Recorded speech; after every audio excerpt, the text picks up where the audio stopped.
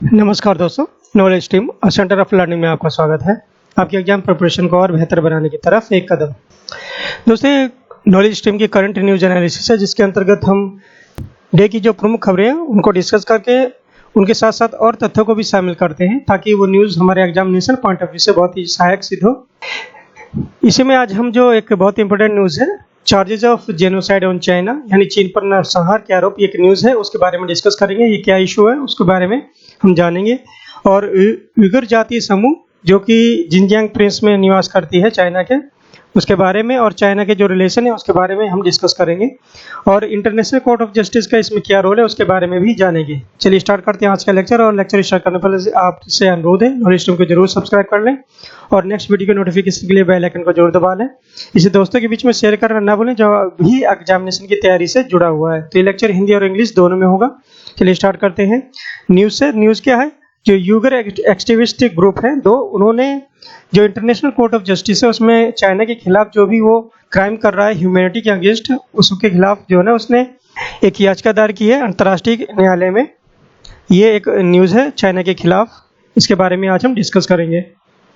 जो दो Uyghur group हैं बेसिकली वो है East Turkistan government in exile, यानी निर्वासन में पूर्वी तुर्किस्तान सरकार, और East Turkistan national awakening movement, यानी पूर्वी तुर्किस्तान राष्ट्रीय जागृति आंदोलन। ये दो ग्रुप हैं जो चाइना के खिलाफ एट्रोसिटी जो भी जिनजियांग प्रोविंस में यूगर मुस्लिम निवास करते हैं उन पर हो रहा है, उनके खिलाफ उन्होंने इंटरनेशनल कोर्ट ऑफ जस्टिस में एक याचिका दायर की है।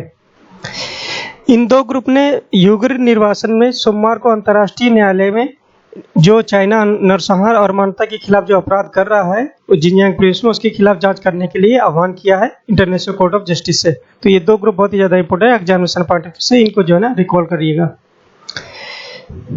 अगर हम यूगर मुस्लिम जो जिनजियांग प्रोविंस में निवास करती हैं उनके खिलाफ जो भी अंतर्राष्ट्रीय मंच पर एक पहला केस है उसके बारे में बात करते हैं, तो ये एक फर्स्ट केस है जिसमें मुस्लिम अल्पसंख्यकों पर जो चाइना एक कठोर कार्रवाई कर रहा है, उनके रिलीजियस और कल्चरल एट्रोसिटीज़ जो उन पर चाइना कर रहा है उसके खिलाफ, जो कम्युनिस्ट पार्टी के खिलाफ उसको जवाबदेह ठहराने के लिए ये पहला अंतर्राष्ट्रीय कानून का उपयोग करने की पहल है। तो it is a first case man international law use किया जा रहा है चाइना के रूलिंग कम्युनिस्ट पार्टी के खिलाफ और उसको अकाउंटेबल ठहराने के लिए against the Muslim minority who is living in the Xinjiang province of China. Basically Uyghur Muslim के बारे में यहाँ पर बात हो रही है। यहाँ पर ये भी बात हुई है कि जो भी शी जिनपिंग के जो उस समय प्रीमियर हैं कम्युनिस्ट पार्टी ऑफ चाइना के, उन्होंने हाल की वर्षों में जो वेस्टर्न रीजन है चाइना का जिनजियांग प्रोविंस, वहाँ पर सर्विलांस, डिटेंशन और सोशल री इंजीनियरिंग की जो घटनाएं हो रही हैं यूगर मुस्लिम के खिलाफ, उसको प्रकाश में लाने का in the light of knowledge ये पहला प्रयास है जिसमें कम्युनिस्ट पार्टी को एक कल्प्रिट के तौर पर पेश किया गया है जो इन एट्रोसिटी, सर्विलांस और डिटेंशन और सोशल री इंजीनियरिंग के लिए जिम्मेदार है। यहाँ पर जैसे कि काफ़ी दिनों से न्यूज़ इंटरनेशनल मीडिया में सर्कुलेट हो रही है कि लगभग 1 लाख जातीय उइगर और अन्य मुस्लिम अल्पसंख्यकों के सदस्यों को नजरबंदी शिविर में रखा गया है, जो ह्यूमैनिटी के खिलाफ एक कदम बताया जा रहा है और जिसकी वैश्विक निंदा की जा रही है। यहाँ पर जो इंटरनेशनल कोर्ट ऑफ जस्टिस है उसका मैंडेट है to seek justice for victim of genocide, war crime and other atrocities. मतलब अदालत का जो मैंडेट है वो नरसंहार, युद्ध अपराधों और अन्य अत्याचारों के पीड़ितों को न्याय देना है। लेकिन यहाँ पर क्वेश्चन उठता है कि China does not recognize its jurisdiction, यानी China international court of justice का जो ज्यूरिसडिक्शन है उसको रिकॉग्नाइज नहीं करता है।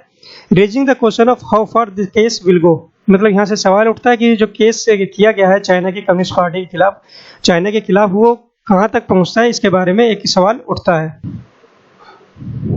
लेकिन इससे पहले भी 2 केस हुए जिसमें उन देशों के खिलाफ इंटरनेशनल कोर्ट ऑफ जस्टिस ने रूलिंग दिया है जो इंटरनेशनल कोर्ट ऑफ जस्टिस के मैंडेट को नहीं मानते हैं और उसके सदस्य नहीं है, क्योंकि उनके द्वारा जो सताए हुए या जिन्होंने ह्यूमन राइट एक्टिविस्ट उन देशों ने किया, वो लोग जाकर दूसरे देश में से जाते हैं, वहाँ पर एक एज ए रिफ्यूजी की तरह निवास करते हैं और वो देश इंटरनेशनल कोर्ट ऑफ जस्टिस का सदस्य है। तो इस केस में इंटरनेशनल कोर्ट ऑफ जस्टिस जो इस देश ने एट्रोसिटी की है या ह्यूमन राइट वायोलेशन किया उसके खिलाफ निर्णय दे सकता है। ये 2 केस सामने आए थे। पहला जो केस है वो कंबोडिया और ताजिकिस्तान में चीन द्वारा गैर कानूनी कृत्यों के दावों पर ध्यान केंद्रित करते हुए बीजिंग पर अधिकार क्षेत्र के मुद्दे को दरकिनार कर दिया गया था। ये पहला केस था, जबकि चीन इंटरनेशनल कोर्ट ऑफ जस्टिस का सदस्य नहीं है, जैसे कि हम जानते हैं।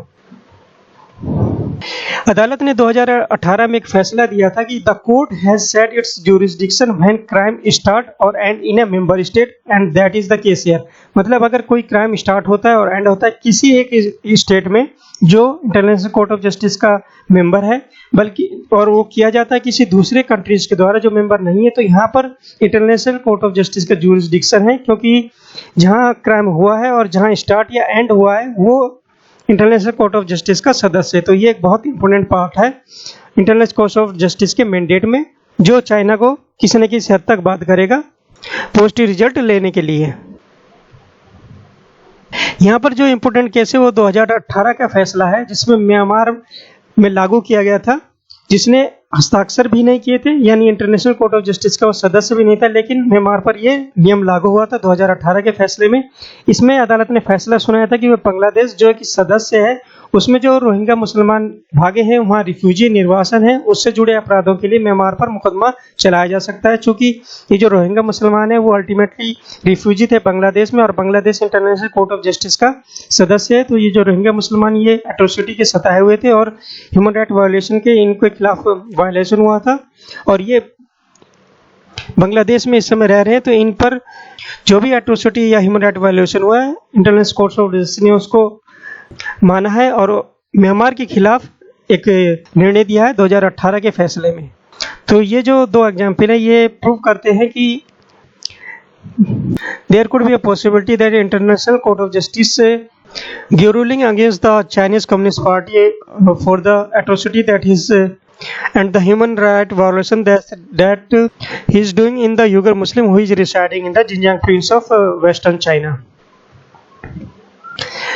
जो अभी हमने 2 ग्रुप की बात की है जिन्होंने इंटरनेशनल कोर्ट ऑफ जस्टिस में याचिका दायर की है, वो जो यूगर समूह है वो जिनजियांग की स्वतंत्रता के लिए वकालत करते हैं। This group advocate independence of Jinjiang province. ये क्षेत्र को एक आधिकारिक चीनी नाम से नहीं बल्कि पूर्वी तुर्किस्तान के नाम से संबोधित करते हैं। 2 अल्पकालिक उइगर गणराज्यों का नाम का उल्लेख के रूप में इसको जाना जाता है उनके हिसाब से। तो यहाँ पर हमने जो 2 उइगर ग्रुप है जिनके बारे में डिस्कस किया था, जिनमें east Turkistan government in exile और East Turkistan national awakening movement यानी निर्वासन में पूर्वी तुर्किस्तान सरकार और पूर्वी तुर्किस्तान राष्ट्रीय जागृति आंदोलन है। ये 2 ग्रुप है जिन्होंने इंटरनेशनल कोर्ट ऑफ जस्टिस में याचिका दायर किए हैं। यही 2 ग्रुप झिंजियांग के लिए स्वतंत्रता की वकालत करते हैं और एक आधिकारिक चीनी नाम से नहीं बल्कि पूर्वी तुर्किस्तान के नाम से इनको जानते हैं। The Uyghur have long resented the tight control imposed by the authorities on their religion and culture। जो यूगर हैं बड़े लंबे समय से जो है ना अपने धर्म और संस्कृति पर जो चाइनीज गवर्नमेंट है उसके द्वारा लगाए गए कड़े नियंत्रणों के खिलाफ आवाज उठा रहे हैं और चीन की एक बहुसंख्यक जाति समूह है हान चीनी जो उस रीजन में निवास करती है उसके खिलाफ जो उन्होंने नाराजगी जताई है। तो अगर हम जिनजियांग प्रोविंस की बात करते हैं वहाँ पर जो एक बहुसंख्यक ये मेजोरिटी जो एथनिक कम्युनिटी है जिसको हान चीनी के नाम से जानता है, उसके पश्चात जो यूगर मुस्लिम है वो second largest ethnic community in Jinjiang province है और जहाँ पर उसके खिलाफ एट्रोसिटी और अत्याचार हो रहे हैं, उनके कल्चर और रिलीजन फेथ को नुकसान पहुंचाया जा रहा है चीनी अधिकारियों और चीनी कम्युनिस्ट पार्टी के द्वारा। यहाँ पर एक और बात सामने है कि जी जिनपिंग सरकार जो है ना यूगरों को विदेश से लौटने के लिए मीठी बातों का प्रयास कर रही है, कजोल कर रही है, उनको प्रेशर कर रही है और फोर्स कर रही है यूगर को कि अपने जो चाइना में वापस लौट आए और उनको ये भी फोर्स किया जा रहा है जो अपने कल्चर और धर्म के प्रति उनका लगाव छूट जाए और चीनी शासन को गले लगाने के इरादे से नजरबंद कैंपों में उनको भेजा जा रहा है और उन पर सोशल इंजीनियरिंग का प्रयोग किया जा रहा है। यहाँ पर यह भी बात सामने है कि जो भी यूगर मुस्लिम वापस आते हैं उनको सोशल इंजीनियरिंग के बाद उनको फैक्ट्री और कामगारों और सड़क पर सफाई करने वाले जैसे छोटे काम में उनको लगा दिया जाता है। इस तरीके से उनका एक्सप्लॉयटेशन किया जाता है चाइना के जिनजियांग प्रोविंस में। इस तरीके से दोस्तों हमने न्यूज़ के बारे में डिस्कस किया और ये भी डिस्कस किया कि जो यूगर मुस्लिमों पर क्या क्या एट्रोसिटी हो रही है और चाइना का उसमें क्या रुख है। अब हम जान लेते हैं यूगर एक्चुअली है कौन। यूगर बेसिकली एक Turkic speaking minority ethnic group है, मतलब ये तुर्की भाषा बोलने वाले अल्पसंख्यक जाति समूह है जो मध्य और पूर्वी एशिया के समान क्षेत्र से, और ये बेसिकली तुर्किश एथनिक समूह से रिलेटेड है। उइगर को जाना जाता है जो जिनजियांग प्रोविंस है उसके जो मूल निवासी के रूप में उइगर जो कम्युनिटी है, मुस्लिम कम्युनिटी, उनको पहचाना जाता है कि they are residing in the Xinjiang province Uyghur autonomous region in north west of China. तो ये जिनजियांग प्रोविंस के बारे में हम देख लेते हैं कौन सा रीजन है। जैसे कि हम जानते हैं चाइना के जो पॉलिटिकल मैप है उसमें जो सबसे बड़ा अगर प्रोविंस की बात होती है वो जिनजियांग प्रोविंस ही है, और इसका नॉर्थ वेस्टर्न पार्ट में स्थित है, तिब्बत के नॉर्थ में, और वहीं पर किंगई जो प्रोविंस है उसके ईस्ट में। वहीं पर अगर हम दूसरे नक्शे की बात करते हैं तो जिनजियांग प्रोविंस को जो दो एथनिक ग्रुप है उन्होंने इसको मेंशन किया है, ईस्ट तुर्किस्तान के नाम से उसको जिनजियांग प्रोविंस को मेंशन करते हैं, और जो जिनजियांग प्रोविंस है वो तुर्किस्तान के ईस्ट में स्थित है, इसलिए इसको ईस्ट तुर्किस्तान के नाम से वो रेफर करते हैं। जैसे कि हम जानते हैं ये तुर्किस्तान है और नीचे ताजिकिस्तान, वहीं अफगानिस्तान और इंडिया के नॉर्थ में ईस्ट तुर्किस्तान या जिनजियांग प्रोविंस उसमें शामिल है। जो उइगर मुस्लिम्स है वो चीन के 55 आधिकारिक तौर पर मान्यता प्राप्त जातीय अल्पसंख्यकों में से एक है। उइगर्स को चीनी सरकार द्वारा केवल एक बहुराष्ट्रीय राष्ट्र के भीतर एक क्षेत्रीय अल्पसंख्यक के रूप में मान्यता देती है। मतलब जो उइगर को चाइनीज गवर्नमेंट रिकॉग्नाइज करती है एक रीजनल माइनॉरिटी के रूप में out of 55 officially recognise ethnic minority.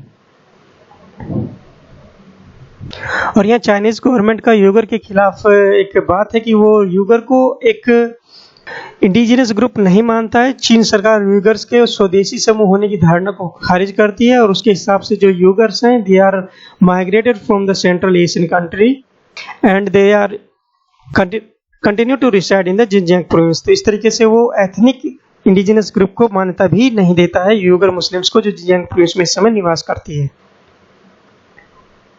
अगर यहाँ प्राचीन उइगर की बात करते हैं वो कई स्थानीय देवी देवताओं पर विश्वास करते थे। इन प्रथाओं में समानवाद और तेंगरी धर्म को जन्म दिया। The ancient Uyghurs believes in many local deities and this practice give rise to shamanism and Tengrism. ये एंशियंट जो उइगर है जो उस रीजन में निवास करते हैं उनके बारे में कहा जाता है। वहीं पर अगर हम मॉडर्न उइगर की बात करते हैं तो वो मुस्लिम कम्युनिटी से बिलोंग करती है और सेकंड लार्जेस्ट प्रीडोमिनेंटली मुस्लिम का एथनिक कम्युनिटी है चाइना में। आफ्टर हुई भी एक एथनिक कम्युनिटी है जो सबसे लार्जेस्ट पॉपुलेशन है उसकी, उसके पश्चात जो है ना उइगर मुस्लिम का नाम आता है। अब यहाँ पर इंटरनेशनल कोर्ट ऑफ जस्टिस के बारे में जान लेते हैं, और जिसका कार्यालय जो है ना हेग नीदरलैंड में स्थित है। इंटरनेशनल कोर्ट ऑफ जस्टिस जो उससे पहले जो वर्ल्ड कोर्ट के नाम से भी जाना जाता था, है जो 6 principal organ of united nation. United nation की 6 जो प्रिंसिपल ऑर्गन है, मुख्य यूनाइटेड नेशन के जो मुख्य संस्थाएं हैं 6, उनमें से एक है। 6 संस्थाओं को हमने यहाँ पर जान लेते हैं कि सबसे पहले जो यूनाइटेड नेशन जो जनरल असेंबली है एक संस्था वो होगी, यूनाइटेड नेशन सिक्योरिटी काउंसिल 2 होगी, United nation secretariat 3, United nation trust council 4, United nation social and economic council 5 और इंटरनेशनल कोर्ट ऑफ जस्टिस 6। इस तरीके से 6 संस्थाएं हैं बेसिकली यूनाइटेड नेशन की, और उनमें से एक जो है ना इंटरनेशनल कोर्ट ऑफ जस्टिस है जिसे वर्ल्ड कोर्ट के नाम से भी जाना जाता है। इसका मेन मैंडेट क्या है? It settle the dispute between the countries and give advisory opinion on international legal issue referred to it by the united nation. ये जो दो देशों के बीच में कोई भी लीगल डिस्प्यूट होता है उसको हल करता है, और जो भी मैटर यूनाइटेड नेशन इसको ट्रांसफर करती है, इसको देती है, उस पर अपना सलाह देता है, कानूनी सलाह यूनाइटेड नेशन को प्रोवाइड करता है। ये इसका मैंडेट है, इसका फंक्शन है। वहीं पर जो इंटरनेशनल कोर्ट ऑफ जस्टिस की बात करते हैं, इसका जो ओरिजिन कहाँ से हुआ था, उससे पहले ये permanent court of international justice के नाम से जाना जाता था, PCIJ, जो कि स्टैब्लिश हुआ था लीग ऑफ नेशन में 1920 में। तो लीग ऑफ नेशन द्वारा 1920 में सबसे पहले स्थापित किया गया था as a permanent court of international justice, PCIJ। उसके पश्चात आप सेकेंड वर्ल्ड वॉर में जो लीग ऑफ नेशन और PCIJ यानी permanent court of international justice जो है ना वो चेंज हो गए थे, और उन्होंने यूनाइटेड नेशन और इंटरनेशनल कोर्ट ऑफ जस्टिस को जन्म दिया, और ये बात है 1945 की, आफ्टर सेकेंड वर्ल्ड वॉर। तो लीग ऑफ नेशन और permanent court of international justice जो 1920 में प्रकाश में आए, वो 1945 में आफ्टर सेकेंड वर्ल्ड वॉर वो यूनाइटेड नेशन और इंटरनेशनल कोर्ट ऑफ जस्टिस के रूप में उभरे। इंटरनेशनल कोर्ट ऑफ जस्टिस में 15 जजों का एक पैनल है और ये जो जज हैं वो general assembly and security council द्वारा सेलेक्ट किए जाते हैं। इनका टेनर जो है ना 9 ईयर है, 9 साल के लिए सिलेक्ट किए जाते हैं। 15 जजों का पैनल है। जो कोर्ट का कार्यालय है उसकी बात करते हैं, वो पीस पैलेस जो हेग नीदरलैंड में है वहाँ पर स्थित है। और ये केवल only principal united nation organ, मतलब 6 ऑर्गन में से केवल एक ये ऐसे ऑर्गन है जिसका कार्यालय न्यूयॉर्क सिटी से बाहर द हेग नीदरलैंड में पीस ऑफ पैलेस में स्थित है। और इसकी ऑफिशियल वर्किंग लैंग्वेज फ्रेंच और इंग्लिश है। इस तरीके से दोस्तों जो आज की न्यूज़ है उसका हमने एनालिसिस किया है। चीन पर जो नरसंहार के आरोप पहली बार लगे हैं, जिस प्रोविंस में जो युगर मुस्लिम कम्युनिटी निवास करती है उसके खिलाफ जो अत्याचार हो रहे हैं उस पर उन्होंने, जो एथनिक युगर ग्रुप है, उन्होंने इंटरनेशनल कोर्ट ऑफ जस्टिस में अपील की है। और यहाँ पर हमने युगर जाति समूह के बारे में भी, युगर एथनिक ग्रुप के बारे में डिस्कस किया और साथ साथ इंटरनेशनल कोर्ट ऑफ जस्टिस जो हेग नीदरलैंड में से स्थित है उसके बारे में भी जानकारी हासिल की। इस तरीके से आज का लेक्चर समाप्त होता है। आपको लेक्चर कैसा लगा प्लीज़ कमेंट बॉक्स में जरूर बताइएगा और जाते जाते नॉलेज टीम को सब्सक्राइब करना ना भूलें। नॉलेज टीम से जुड़ने के लिए धन्यवाद।